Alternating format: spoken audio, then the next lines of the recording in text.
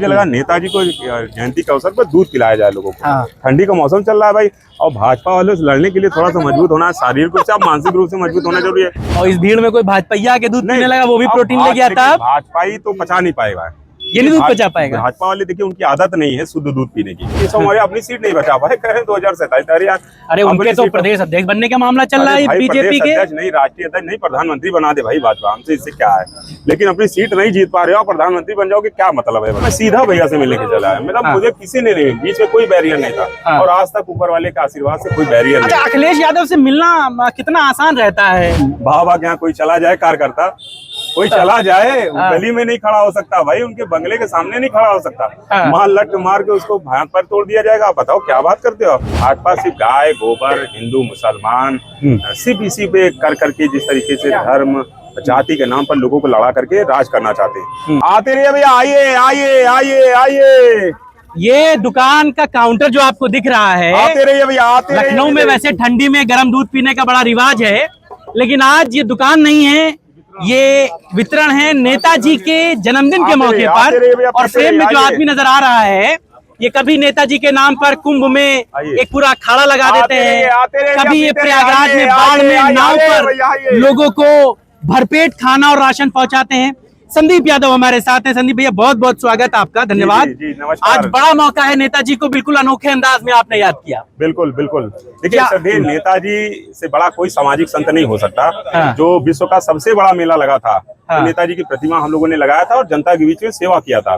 क्योंकि नेताजी आज हमारे बीच में नहीं है, लेकिन नेताजी के विचार आज भी जिंदा हैं। और नेताजी ने हमेशा कहा कि लोगों की सेवा करते रहिए, लोगों को पूरी सब्जी खाना दूध पहुँचाते रहिए, लोगों को कोई परेशानी न होने पाया। नेताजी की इस बताए हुए रास्ते पर हम लोग जो है चलते जा रहे हैं। तो आज कितने लीटर का इंतजाम कराया आपने? 1000 लीटर दूध हम लोग पिला। 1000 लीटर? 1000 लीटर। पीछे पूरा देखिए भगोने कब से चल रहा है, कब तक चलेगा? सुबह से चल रहा है। और कब तक चलेगा? जब तक खत्म नहीं होगा तब तक चलता रहेगा। आज तो आपने अखिलेश जी को भी अपना दूध पिलाया, बिल्कुल कुल्हड़ में। मीडिया के साथियों को भी पिलाया। क्या क्या बोला अखिलेश जी को जब आपने बताया कि हमको ऐसा ऐसा करना है? देखिए, समाजवादी पार्टी एक ऐसी पार्टी है जो अपने एक छोटे से कार्यकर्ता के प्रति कितनी सचेत होती है। मैं छोटा सा कार्यकर्ता हूँ, इलाहाबाद से आकर के यहाँ पर, चूंकि मेरी पारिवारिक एक शादी है लखनऊ में, तो मैं यहाँ पे चूंकि कल से हूँ, और आज मेरे रिश्ते में साले हैं, उनकी बारात है।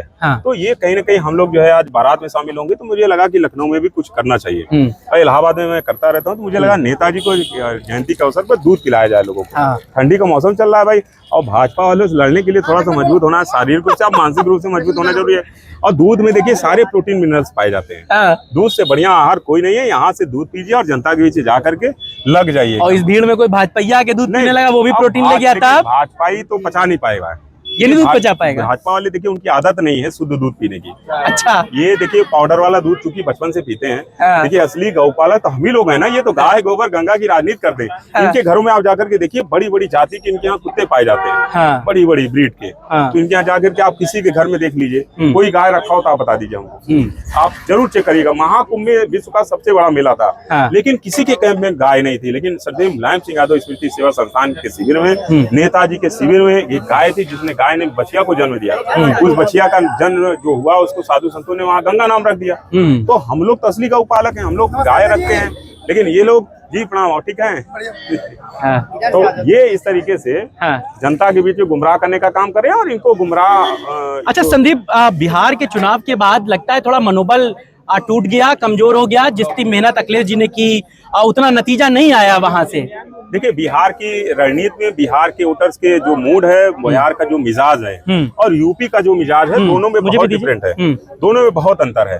तो ये कहीं ना कहीं जो है, इस पे आप समझिए कि इसमें जितना अंतर है, आप समझ सकते हैं कि ये यूपी वाले, उससे कोई फर्क पड़ता है? फर्क नहीं पड़ना। देखिए, लोकसभा में तो आदरणीय अखिलेश यादव जी के नेतृत्व में हराया था कि नहीं हराया था भाजपा को। और भाजपा वाले उसकी हार अभी तक नहीं बर्दाश्त कर पाए हैं। तो ये कहीं ना कहीं भाजपा वालों को जो है ये समझना पड़ेगा, और आज तक उस हार से नहीं निकल पाए, तो इसलिए बहकी बहकी बातें कर रहे हैं। और एक तो नेता बोल रहे हैं केशव मौर्य अपनी सीट नहीं बचा पाए, कह रहे 2027। अरे यार, अरे उनके तो प्रदेश अध्यक्ष बनने का मामला चल रहा है बीजेपी के। नहीं, राष्ट्रीय अध्यक्ष नहीं, प्रधानमंत्री बना दे भाई भाजपा, हमसे इससे क्या है।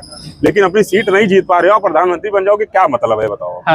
अपनी सीट आप जीत नहीं पाते, दूसरे के बड़ी बड़ी बातें करते हो, तो उनको बोलने के लिए सिर्फ रखा गया है। ये सब जो सर्वर शुरू किया है SIR वगैरह ये सब, देखिए SIR तो शुरू किया गया है समाजवादियों को वोटर काटने के लिए, उनको वोट काटने के लिए। लेकिन देखिए समाजवादी लोग अब पढ़ने लिखने में बहुत आगे चले गए हैं। अब DM बन रहे हैं, अब कलेक्टर बन रहे हैं, कप्तान बन रहे हैं, सरकारी नौकरियों में जा रहे हैं, तो पढ़े लिखे। देखिए अगर आज से बहुत पहले होता तो समाजवादी पार्टी इस पे पीछे हो जाती। लेकिन अब समाजवादी लोग के परिवार में, हर एक परिवार में 1-2 लोग ऐसे हैं जो फॉर्म भर सकते हैं। और जो लाखों वोट बिहार में कट गया, यूपी में तो ऐसा नहीं होगा। बिहार में तो कहीं ना कहीं अभी बहुत से पीछे है, बिहार बहुत पीछे है यूपी से। तेजस्वी ने मेहनत कम की। नहीं, मेहनत में किसी की कमी नहीं हो सकती, कोई भी व्यक्ति ऐसा नहीं होता जो मेहनत कम करता है। मैंने क्या कहा कि वहाँ पे एजुकेशन की अभी कमी है बिहार में, तो वो कहीं ना कहीं ये जो SIR है इसको समझने में कहीं ना कहीं भूल कर दिए, या इसको जानने समझने में भाजपा इसका लाभ लेकर के भाजपा ने नाम कटवा दिए। अच्छा। और ये अब ये समाजवादी पार्टी इस पर सचेत हो गई है, अब समाजवादी पार्टी इस पर काम कर रही है, और आने वाले दिनों में आप देखिएगा इसका रिजल्ट आएगा। जैसे लोकसभा में इनको हराया था, उसी तरीके 2027 में। चूंकि आज जो है वो जन्मदिन का मौका है, तो नेताजी से संदीप यादव की पहली मुलाकात कब हुई थी, याद है? कब हुई थी? मुझे याद है, ये तो आपने बड़ा सवाल कर दिया। मेरे ऊपर NSA लगा था, मैं रास्ता में बंद था इलाहाबाद की नैनी जेल में। अच्छा, कब की बात है ये? 2007 की बात है, बसपा की सरकार थी भोजन बहन जी की। हाँ। उसमें मेरे ऊपर NSA लगा दिया गया। अच्छा। तो मेरी उस समय भैया से भी बात नहीं होती थी, तो लेकिन जब मैं जेल चला गया तो घर पे फोन आया, और खैर भैया से बात हुई, परिवार के लोगों ने जेल में बताया था। मैं जेल से जब छूटा तो उसके बाद ये हुआ कि अखिलेश जी ने मुझे बुलाया लखनऊ मिलने के लिए। जब छूटे जेल से? हाँ, छूट से जेल से। तो मैं भैया से पहले मिला, फिर नेताजी अपने कमरे में थे, तो भैया ने मुझे ले जा करके नेताजी से मिलाया कि ये संदीप है और इलाहाबाद में संघर्ष कर रहा है और जेल से भी निकल करके आया। तो नेताजी ने कहा सरकार बहुत खराब है, संभल करके रहो, सरकार बहुत गंदी। तो ये नेताजी का पहला जो वाकया था और नेताजी का जो आशीर्वाद था, ये बहुत ही मतलब हमेशा याद रहेगा। नेताजी के वो जो अल्फाज हैं वो बिल्कुल ब्रह्म वाक्य थे। बिल्कुल बिल्कुल। नेताजी जैसा हिंदुस्तान में कोई नेता नहीं। मैं बहुत से छोटे परिवार से आता हूँ।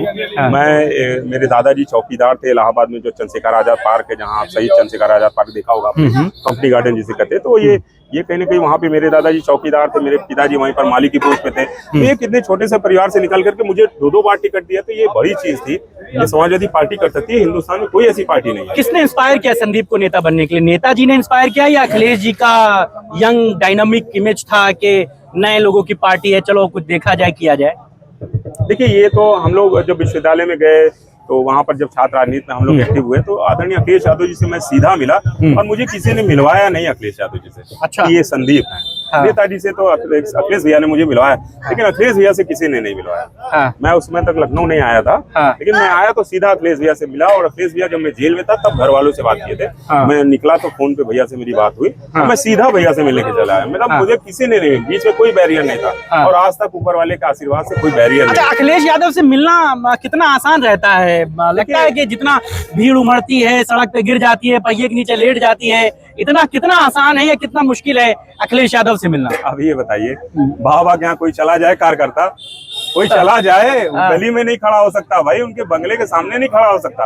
वहां लट मार के उसको भात पर तोड़ दिया जाएगा। आप बताओ क्या बात करते हो आप? आदरणीय अखिलेश यादव जी का 17 साल से 18 साल का नौजवान भी अगर जाता है तो चुमका किस तरीके से उसके प्यार से मिलते हैं। और फोटो, मुझे नहीं लगता कि हिंदुस्तान में दूसरा ऐसा कोई नेता है जितने लोगों के साथ, वर्ल्ड में इतने लोगों के साथ फोटो जो खिंचा चुका हो। मतलब मेरे ये वर्ल्ड रिकॉर्ड होगा, अगर इसकी गिनती की जाए तो ये अपने आप में एक अनोखा वर्ल्ड रिकॉर्ड होगा कि आदरणीय अखिलेश यादव जी की फोटो हर तीसरे व्यक्ति को फोटो मोबाइल में आप घर में जाकर के टंगी देखेंगे। तो ऐसा इतना सरल, इतना हिंदुस्तान में कोई नेता का नाम बताइए आप कि जिस तक पहुंचने में आपको इतनी संघर्ष न करना पड़े। अच्छा, अभी चूंकि चुनाव आने वाला है, 27 के चुनाव में जाना है, मुसलमान वोटों को लेकर के एक बहुत लंबी चौड़ी राजनीति हो रही है। बिहार में ओवैसी जीत गए तो लोग कह रहे हैं कि यूपी में भी ओवैसी कुछ कर गुजरेंगे। आपके इलाके का भी जिक्र हो रहा है, कैसे देखते हैं इसको? देखिए, होता क्या है कि भाजपा सिर्फ गाय गोबर, हिंदू मुसलमान, सिर्फ इसी पे कर करके जिस तरीके से धर्म जाति के नाम पर लोगों को लड़ा करके राज करना चाहते हैं। देखिए, सवाल हिंदू मुसलमान का नहीं है। सवाल ये है कि इनको यही डर दिखा करके बाबा जिस तरीके से नफरत वाली बात पैदा करते हैं, नफरत बोल करके लोगों को ये करने का काम करते हैं। तो ये नफरत पैदा करने वाले लोगों को जनता समझ चुकी है, इनको उखाड़ फेंकने वाली है। नफरत पैदा करके कभी ज्यादा दिन तक आप नहीं टिके रह सकते। बहन जी भी उधर मुसलमानों के साथ बड़ी बैठकें कर रही हैं। देखिए बहन जी की एक फोटो में देख रहा था अभी एक विधायक जी के साथ में, रामगढ़ वाले विधायक। अब कहाँ की विधायक थे, मैं फेसबुक पे ही देखा भाई। तो ये ऐसी दयनीय स्थिति है बहन जी की। बहन जी निश्चित रूप से नो डाउट इकलौती नेता है, बहन जी जैसा लीडर दलितों पिछड़ों जो राजनीति करती थी, लेकिन बहन जी जिस तरीके से राजनीति कर रही है, आप ये बताइए कि उनके सामने एक विधायक घुटनों पर है, तो इस तरीके की विधायक ने उस पर सफाई दी। उसने कहा ये मेरा सम्मान जाहिर करने का एक नजरिया है, मैं बहन जी का सम्मान करता हूँ, मैं अपनी चाची के भी ऐसे ही गोड़ लगता हूँ। नहीं, आप चाची के लड़ लो, गोड़ के लोगो, लेकिन आप एक सम्मानित विधायक हो, ठीक है आप कर लीजिए, लेकिन आप जूता उतार करके, चप्पल उतार करके किसी के घर में जा रहे हैं, ये शोभनीय नहीं है एक विधायक होकर के। इस तरीके से आप मानवीय नहीं है। तो ये कहीं ना कहीं मैं फिर कह रहा हूँ ना कि आदरणीय अखिलेश यादव जी से सीधा कमरे में जाकर के कोई मिल सकता है तो समाजवादी पार्टी का कार्यकर्ता है। चलिए, बात बहुत सारी लंबी है, लेकिन आज चूंकि मौका दस्तूर वो नहीं है, नेताजी का जन्मदिन था, संदीप भाई ने फिर भी वो लंबी चौड़ी बातचीत की। 1000 लीटर दूध बट रहा है, देखिए कितना जो है वो दूध पीने वाले, लेने वाले सब जो है वो यहाँ पर लगे हुए हैं। और ये मौका बहुत कम आता है इस तरीके का, जब आपको इतना शानदार नजारा जो है वो पार्टी कार्यालय पे दिखे। निकलने की, घुसने की जगह नहीं है, मार हो रही है दूध पीने के लिए भी। 1000 लीटर दूध भी यहाँ से जो है संदीप यादव ने बांटा है नेताजी के जन्मदिन के मौके पर। और आज बहुत सारी ऐसी चीजें देखने और सुनने को मिल रही हैं जो पार्टी कार्यालय पर नेताजी के जन्मोत्सव को बहुत विशेष बना रही है। आज की चर्चा में बस इतना ही। आपको चर्चा कैसी लगी हमें जरूर बताइएगा।